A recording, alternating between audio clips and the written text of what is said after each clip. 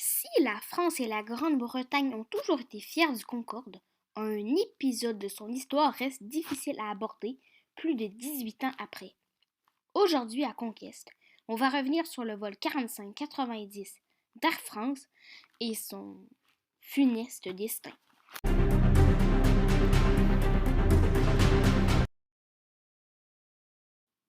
Nous sommes le 25 juillet 2000 à l'aéroport Charles de Gaulle près de Paris.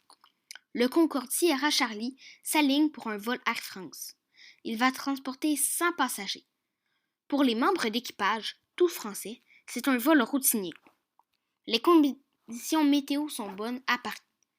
Pour la plupart des passagers, c'est leur premier vol en supersonique. Dans la matinée avant le vol, un problème est détecté sur l'inverseur de poussée numéro 2.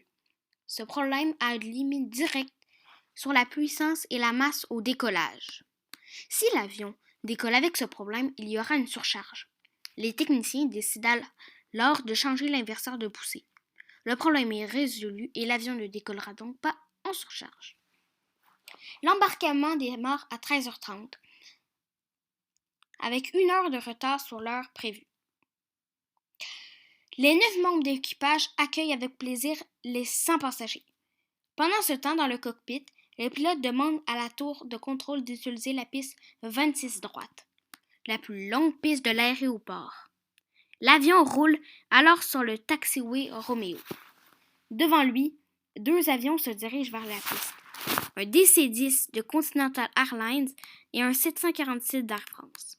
Les 2 avions décollent, puis c'est le tour du Concorde. À 14h42 et 17 secondes, le Concorde reçoit l'autorisation de décoller. 13 secondes plus tard, le commandant de bord met les manettes à pleine puissance. L'avion s'élance sur la piste. Les moteurs répondent parfaitement. Aucun problème pour l'instant. À 14h43 et 3 secondes, le commandant de bord annonce V1.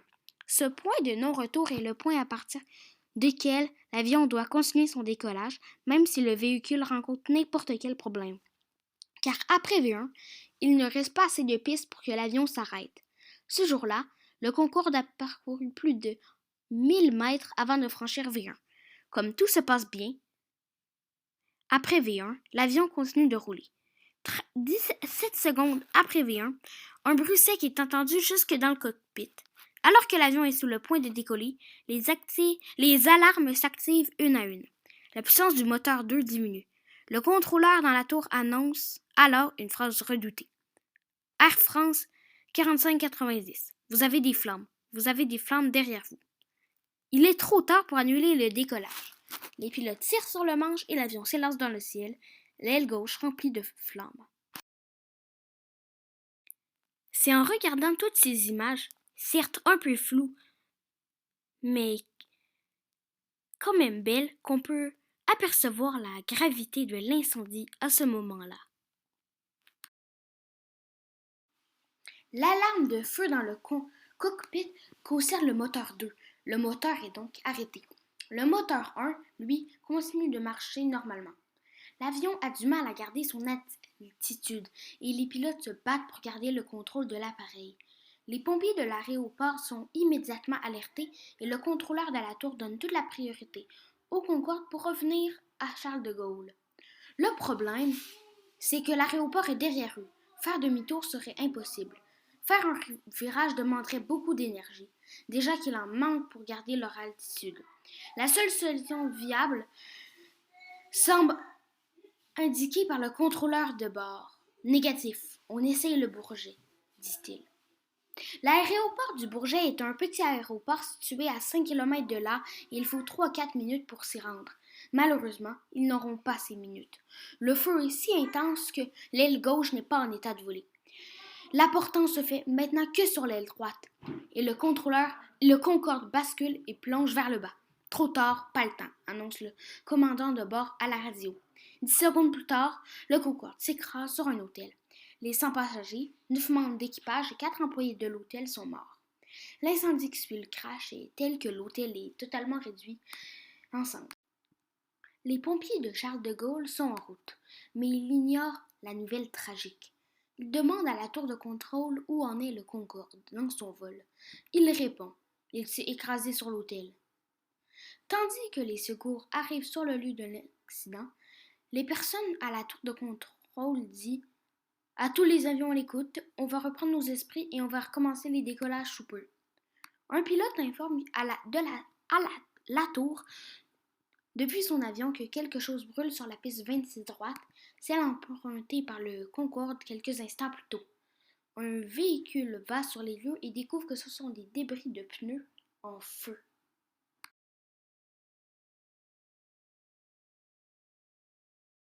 Madame, Monsieur, bonsoir. L'essentiel de ce journal sera consacré à l'accident d'un Concorde Air France cet après-midi près de Roissy. Il était déjà en flammes. Ensuite, caché par les bâtiments, on l'a pas vu.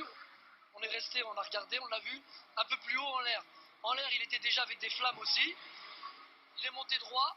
Un coup, le commandant de bord a essayé de repiquer sur la gauche. Et arrivé à un moment, il est resté, il a plané comme ça et il est tombé d'un coup. Au total, il faudra 12 véhicules d'intervention pour arrêter l'incendie et il faudra 3 heures pour le faire. Après, on cherche les blessés et les survivants. Mais vite, on se rend compte qu'il n'y a plus rien à sauver. Alors que l'enquête est lancée immédiatement, la nouvelle est diffusée partout. Les témoignages visuels de personnes qui ont vu le Concorde décoller ne sont pas rares, et des photos arrivent ainsi que des vidéos.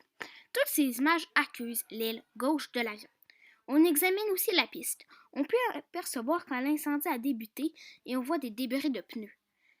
On prélève tout ce qui a survécu aux flammes. On met également toutes les pièces dans un hangar.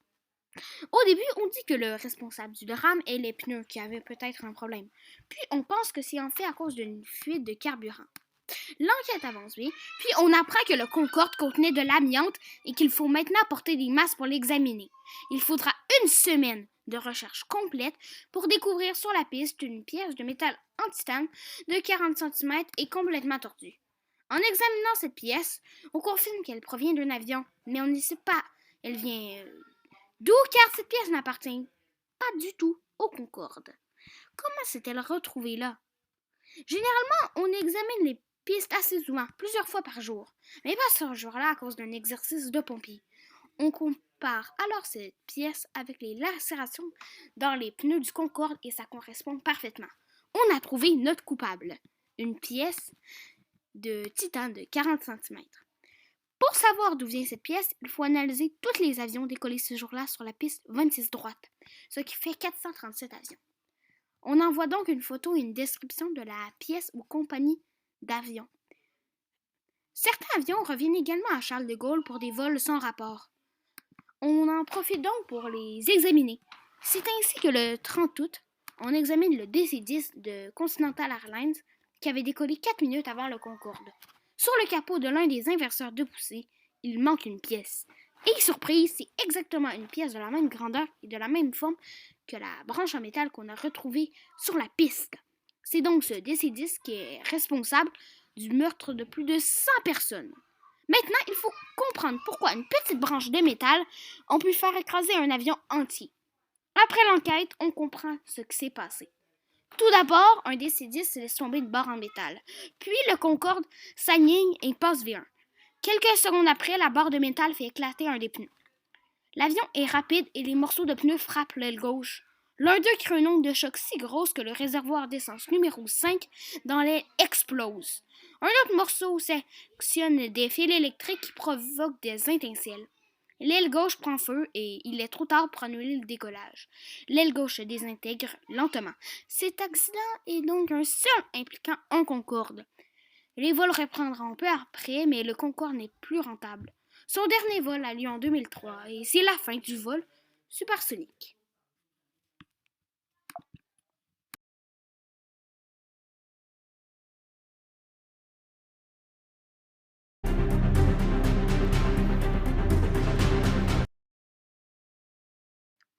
Merci d'avoir regardé cette vidéo. N'hésitez pas à vous abonner et à laisser un pouce bleu.